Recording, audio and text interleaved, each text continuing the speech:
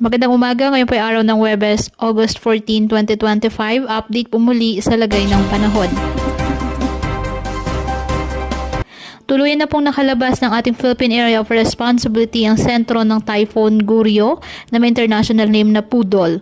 Matapos itong tawirin ang Southern Taiwan at ngayon patuloy nang itinutumbok ang Southeastern China. Inaasahang patuloy na itong kikilos papalayo ng bansa at mababawasan ng epekto sa extreme Northern Luzon.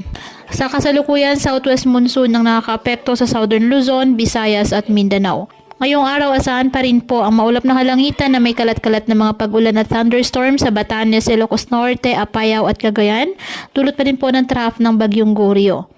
Ang Mimaropa, Bicol Region, Visayas, Zamboanga Peninsula, BRMM, Northern Mindanao, Caraga, Sultan Kudarat, Sarangani at Davao Oriental, asahan ang maulap na kalangitan na may kalat-kalat na pag-ulan, pagkilat at pagkulog, dulot pa rin po ng habagat. Apektado naman ng mga localized thunderstorms ang Metro Manila at nalalabing bahagi ng ating bansa.